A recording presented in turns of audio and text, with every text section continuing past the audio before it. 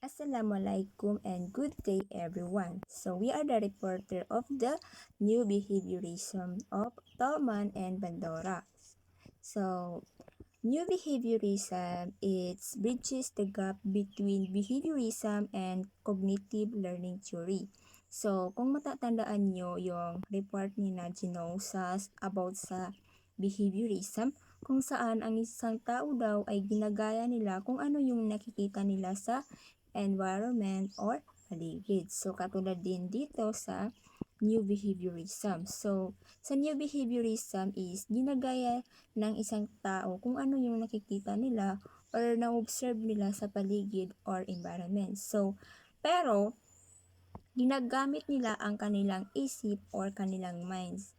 Dahil dito, iniisipin nila mabuti kung dapat ba nilang gayahin ang mga nakikita nila sa kanilang paligid or sa environment. So, for example, sa ating pag-aaral, tayo bilang mga estudyante, nakita natin or na-observe natin ang ating isang kaklase na siya ay mahusay sa klase, magaling siyang sumagot, magaling siya sa mga writing activity.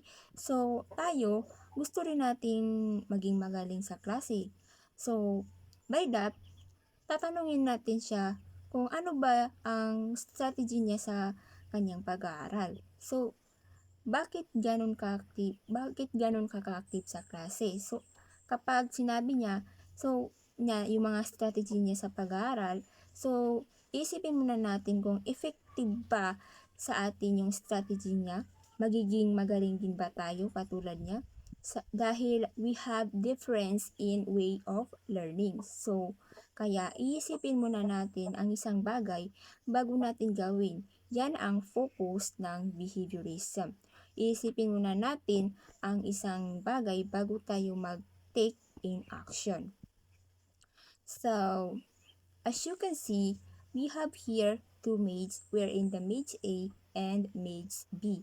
So, ito ay ginamit ni Tolman sa kanyang experiment na kung saan ay pinag-aralan niya yung rat which is yung daga. So, naglagay po siya ng foods ng daga doon sa dulo ng maze. At siyempre, ano ba yung purpose ng daga at ang goal niya ay marating niya yung dulo at makuha niya yung food. So, napansin niya po na yung daga is naghahanap ng shortest ways para mas madali niyang mahanap at makuha yung pagkain.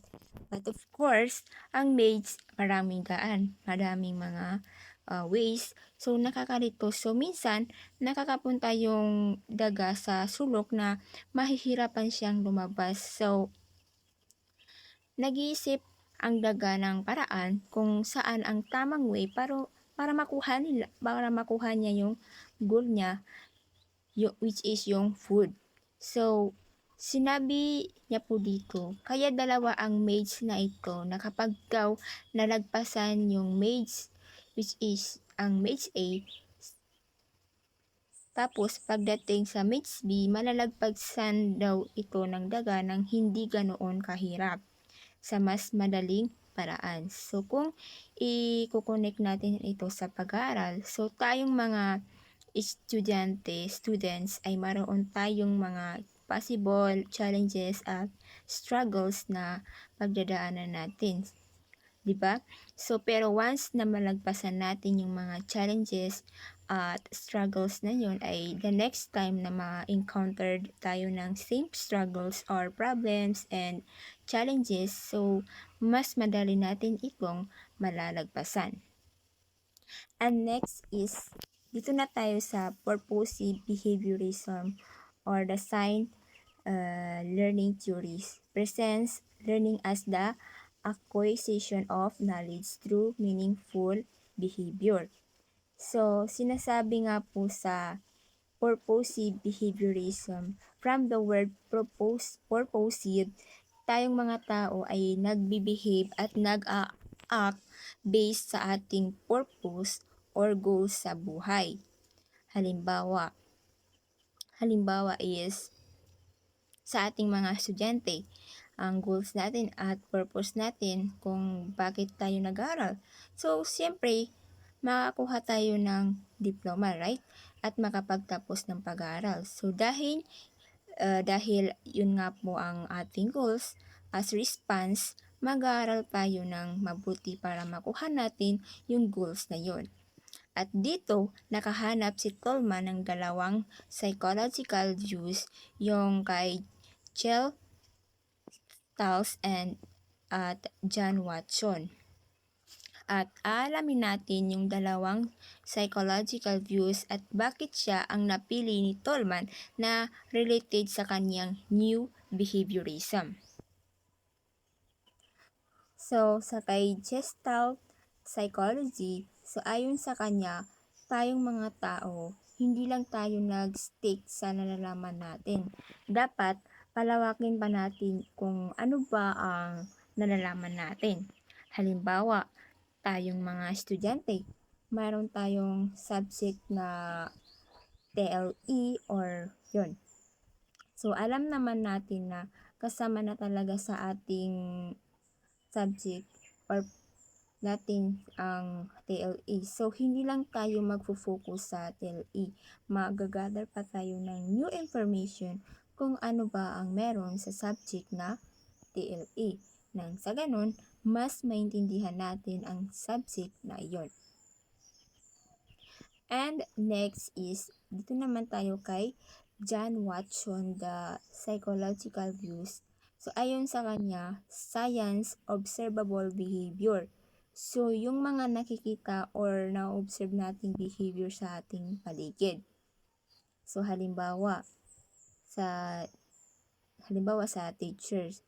So, alam naman nating ang teachers is nakaka-encounter yan ng iba't ibang behavior ng students at ng way of learning ng students. So, halimbawa, si ganitong students niya ay nahihirapan sa strategy na ganito at mas natututo sa ganitong strategy.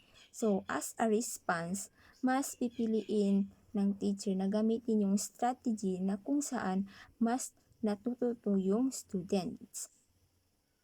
So, another example is sa mga animals. So, ang mga aso pala kapag binuhusan mo ng like water or tubig, ay tatakbo yung ganun. Tatakbo. So, yung ganun, marirecord natin sa ating isip yung kanilang behavior. So, next discuss the Tolman K concept, which is the goal-directedness, cognitive map, and latent learning, and enter-evening variables. So, let's first discuss about the goal-directedness. So, naniniwala nga po si Tolman na tayong mga tao ay magkakaiba po tayo ng pag-act, pag-behave, pag-response, and a certain situation. So, example dito sa goal-directedness is tayo ngayon na, di ba tayong mga estudyante, ngayon na iba yung behavior natin from our previous school, nung high school tayo, from current school na college na tayo kasi napapalitan yung environment natin at doon papasok yung adaptive purpose dahil na ma-adapt natin ano ba yung approach ng bagong school na papasukan natin, kung paano tayo mag-response at mag-behave sa school na yun at magagamit natin ito in purpose. Naiba nga yung ating environment or school. So, nag-response nga tayo based sa ating stimuli at naiba man ang ating environment. However, nandun pa din yung beliefs or pinaniniwalaan natin yung attitude na meron tayo. Kumbaga, dala-dala pa rin natin yon at nandun pa din yung goals natin na makapagtapos ng pag-aaral kahit saan man tayong mapuntang school. And let's proceed to cognitive map. From the word itself, cognitive, it involves po yung ating mind and to learn location to us find the right way or right path in order for us be able to achieve our goals.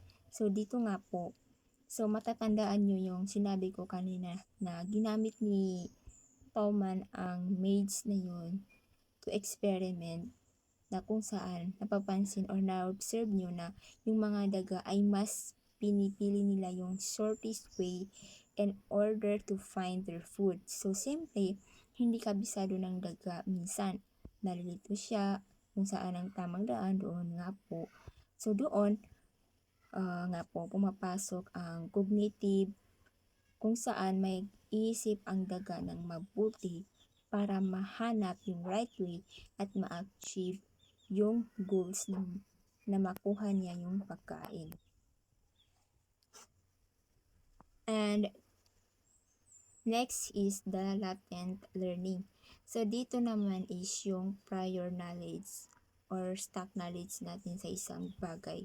Halimbawa, 'di ba bago magsimula ang klase ng bagong taon, magkakaroon ng pre-test si ma'am. So bago mag-introduce ng first lesson, doon papasok yung stock knowledge natin sa pagsagot ng exam, which is yung pre-test.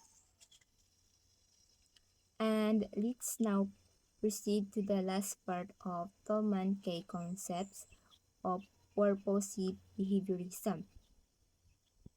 So, enter evening variables. So, dito nga po, pumapasok ang expectation wherein naapektuhan yung ating behavior. So, di ba yung sa rats experiment ni Coleman, ang enter evening variables doon ay yung foods kasi yung goals ng daga to find the right way to achieve the goals, which is to get the foods. Halimbawa natin is, so kapag ikaw malapit na yung pag-take mo ng late exam at nag-expect ka, makakapasa ako sa exam. So, based doon, so expectation mo, so naapektuhan yung behaviors mo, wherein gagawa ka ng action to pass the exam. So, of course, anong gagawin mo? So, di ba magre-review ka ng mahusay para ma-meet mo yung expectation mo to pass the exam. Additionally, di ba kapag meron tayong determination na makuha yung isang bagay, syempre, gagamitin natin yung mind natin para makuha yung expectation at goals natin. And lastly is the reinforcement is not essential for learning. So, experiment, nakita nyo ba yung sa experiment ni Tolman, which is yung daga, na without any help or reinforcement from other, and na-perform niya yung way ng mates. So, kung mapapansin nyo doon na kahit walang tumulong or walang nag-teach doon sa daga is na-perform niya din or para mahanap niya yung tamang landas at makuha yung foods na yun. And that would be all for my report. Sukran sa mga nanood. Yun lang.